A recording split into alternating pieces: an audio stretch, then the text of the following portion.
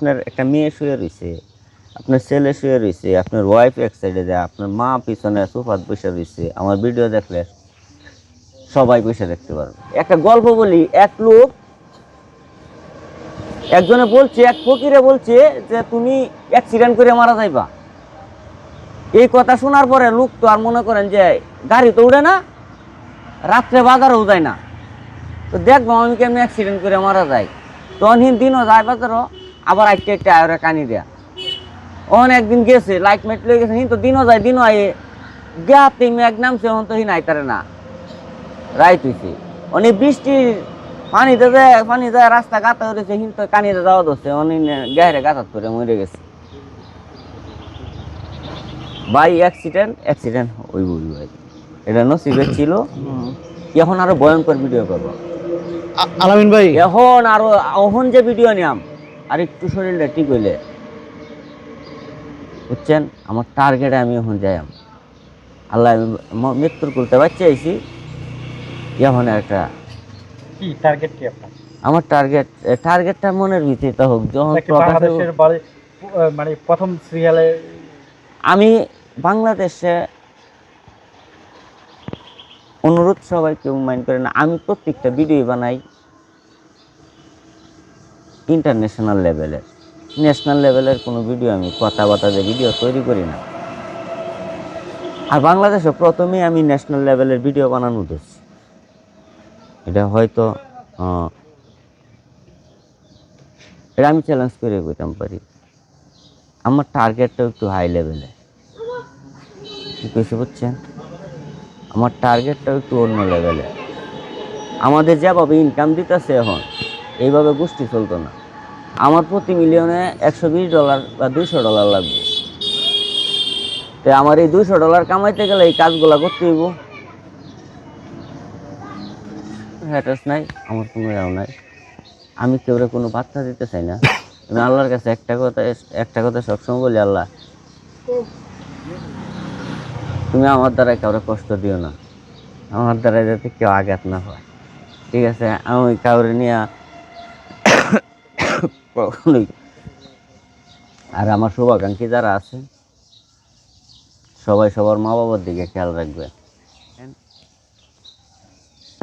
গাড়িটা কে চালায়, ধরেন এই বাইক কতটা কিনে, এইটার দাম 5 লাখ। এই বাইক মানুষ কিনে কেন?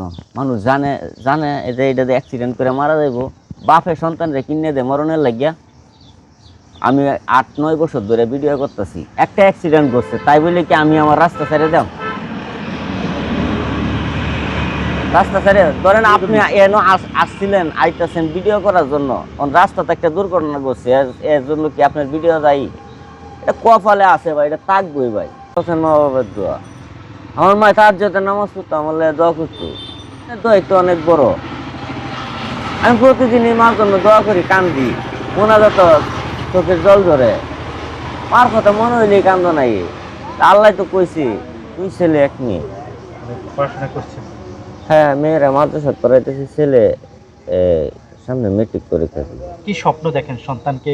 আপনি তো অনেক কষ্ট করছেন, এখন হয়তো আপনি অনেক সফল, কিন্তু সন্তানকে নিয়ে আপনি কি স্বপ্ন দেখেন? বা আমার বড় ছেলের নিয়ে স্বপ্ন দেখতেছি সফটওয়্যার বানানির, বা সফটওয়্যার বানানির, হ্যাঁ কাজ। আমি তার সিনে পাঠাই দিলাম, পুরার আগে আমি সব রেডি করছিলাম, পাঠাই দিলাম বলে, ঠিক আছে? পুরার পরে একটু ঝামেলা হয়ে গেছে। আপনার সোশ্যাল মিডিয়ার এই যে আইটি সেক্টর, এগুলো কি আপনি নিজেই দেখেন নাকি আপনার কোনো? না, এটা আমার একটা ভাতিজা আছে, ওই দেখে, আরো বিভিন্ন সাইডে। আসলে আপনারা তো জানেন, আপনারা এই বিষয়ে, আমি তো মূর্খ মানুষ, আমি সবই বুঝি কিন্তু ইংলিশটা বুঝি না। আর ইংলিশটা বুঝলে আমারটা আমি হ্যান্ডেল করতে পারতাম। এখন আমি যারাই বিশ্বাস করি পূর্ণাঙ্গভাবে, মানে আমি যা চাই তা পাই না, শুরু তাকেও পাইছি না। কি কইছে বুঝছেন?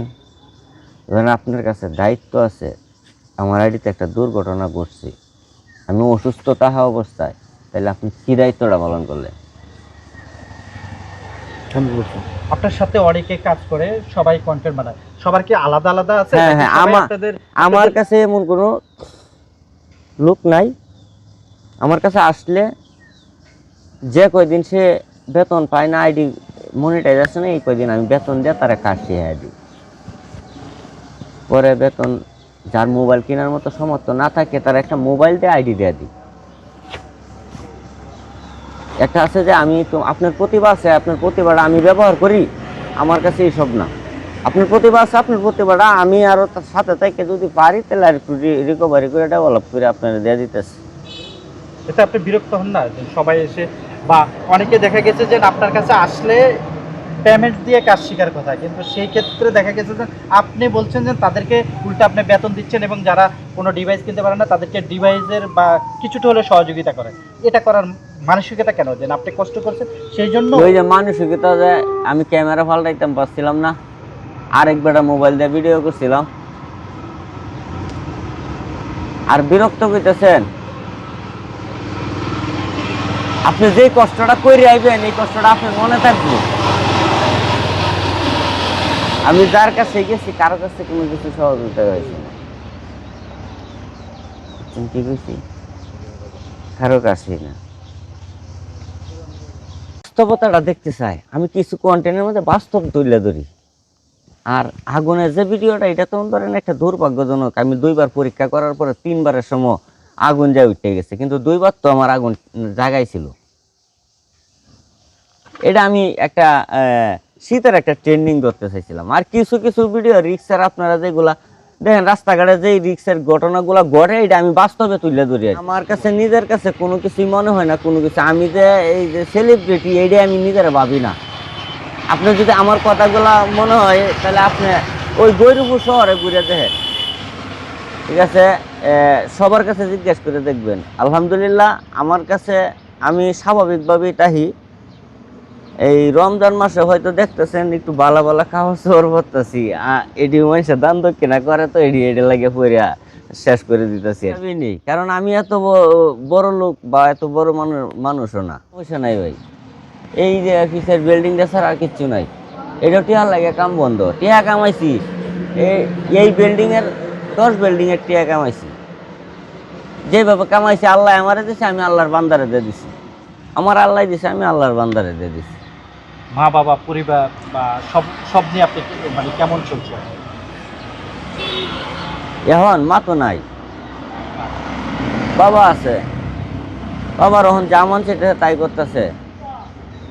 যখন কন্টেন্ট শুরু করেছেন তখন মা বেঁচে ছিল? হ্যাঁ, মা বেঁচে ছিল। মানে সেটা কি তাকে পছন্দ করতো যে সন্তান এইসব করছে? দেখেন আমার ফ্যামিলি মানে একেবারে সবাই কিন্তু 5 ওয়াক্ত নামাজি। আমার মাও তাহাজ্জুদের নামাজ পড়তো। আমার মা আদর করে পাগল ডাকতো। মানে বিশেষ করে ঘটনা হচ্ছে মার কথাটা, আমার মা আমার সব কিছুতেই আমার সাপোর্ট করতো। তো একটা জিনিস